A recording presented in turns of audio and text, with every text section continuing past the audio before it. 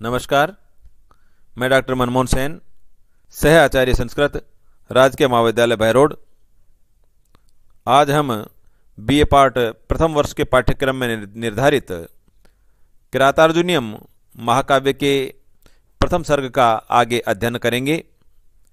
जैसा कि पिछले व्याख्यानों में आपको बतलाया गया कि वनेचर महाराज युधिष्ठिर को दुर्योधन की शासन पद्धति, राजनीति, राजव्यवस्था के बारे में संपूर्ण जानकारी ला करके देता है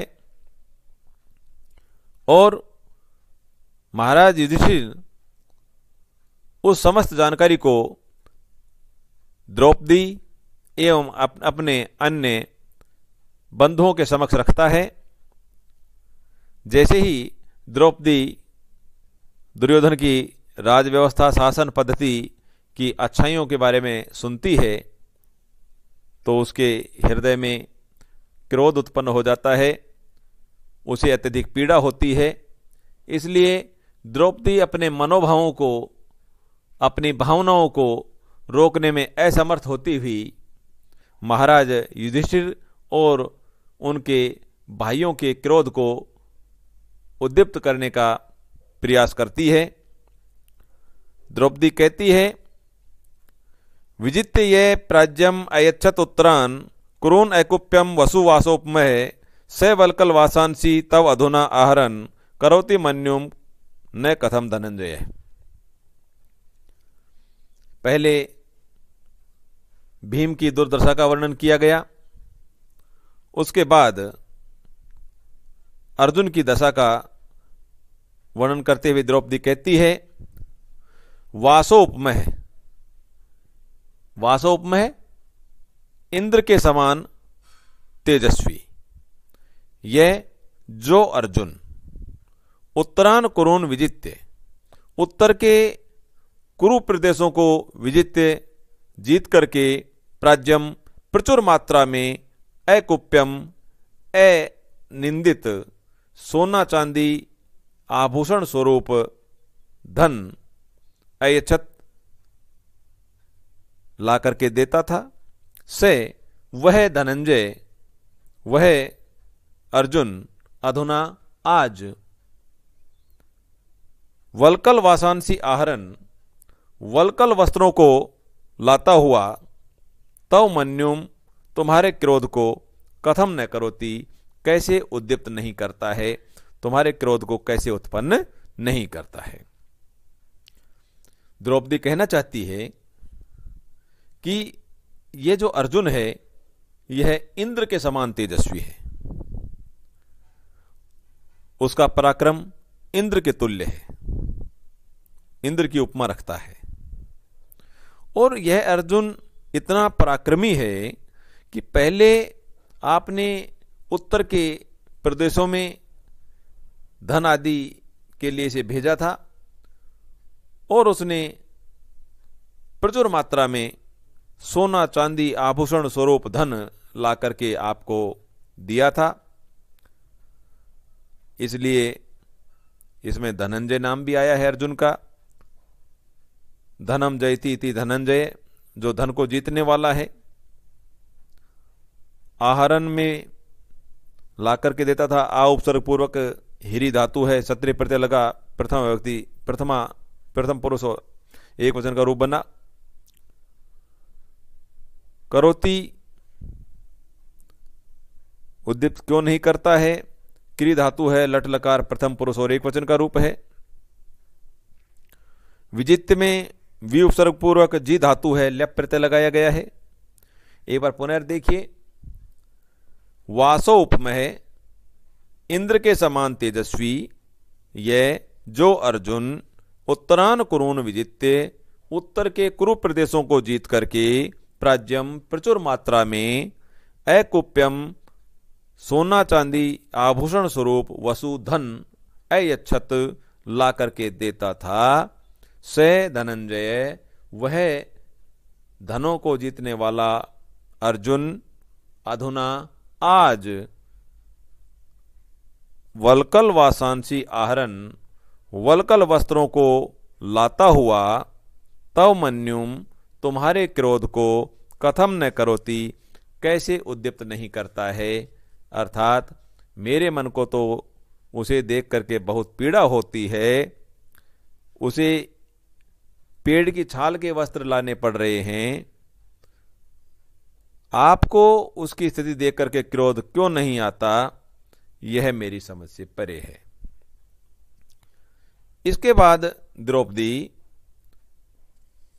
भीम और अर्जुन की दशा का वर्णन करने के बाद नकुल और सहदेव की दुर्दशा का वर्णन करती है और कहती है, वनांत सय्या कठिनीकृत आकृति कचाचितौ विश्वक इव गजौ गजौ कथम त्वम एतौ धृति संयमौ यमौ विलोक्यन नोत्सह से न बाधितुम।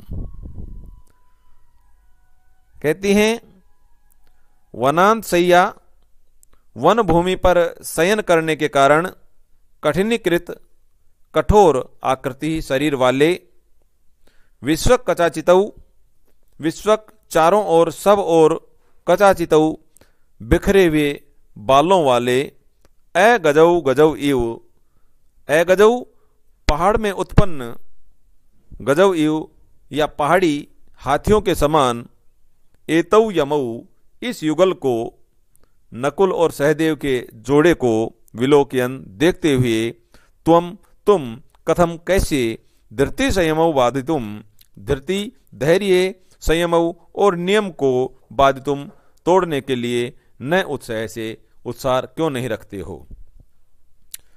कहने का तात्पर्य ये हुआ कि ये जो नकुल और सहदेव हैं ये अत्यधिक सुकोमल शरीर वाले हैं और आपके अत्यधिक स्नेह पात्र भी हैं।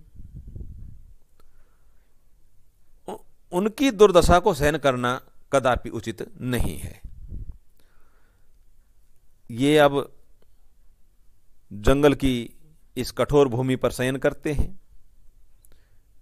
ये पहले स्नान आदि करके श्रृंगार करके रहते थे, अच्छे वस्त्र पहनते थे, आज इनके बाल इधर उधर बिखरे हुए हैं।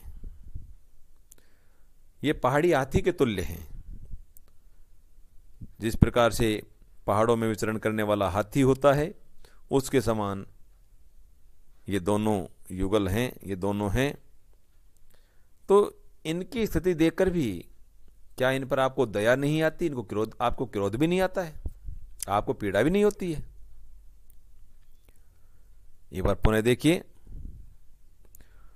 वनांत सय्या वन भूमि पर शयन करने के कारण कठिनीकृत आकृति ही कठोर शरीर वाले, जंगल की भूमि पर शयन करने के कारण जिनका शरीर कठोर हो गया है, ऐसे विश्वक कचाचितौ विश्वक चारों ओर कचाचितौ बिखरे हुए बालों वाले, सब और बिखरे हुए अस्त व्यस्त बालों वाले, गजौ गजौ इव गजौ पहाड़ी गजौ इव हाथियों के समान, एतौ यमऊ इस युगल को, नकुल और सहदेव के जोड़े को। अश्विनी कुमारों से उत्पन्न नकुल और सहदेव जुड़वा भाई थे। इस जोड़े को विलोकयन देखते हुए, तुम कथम कैसे धृति संयमऊ धैर्य और संयम को, धैर्य और नियम को बाधितुम तोड़ने के लिए न उत्साह से उत्साह क्यों नहीं रखते हो। इसमें बाधितुम में बाद धातु है और तुमन प्रत्यय लगाया गया है, बाधितुम। इसी प्रकार से विलोकयन में वि उपसर्ग पूर्वक है, लोक धातु है, देखना अर्थ में सत्री प्रत्यय है, पुल्लिंग प्रथमा व्यक्ति एक वचन का रूप है। उत्सहसे में उत उपसर्ग पूर्वक सह धातु है, लट लकार मध्यम पुरुष और एक वचन का रूप है।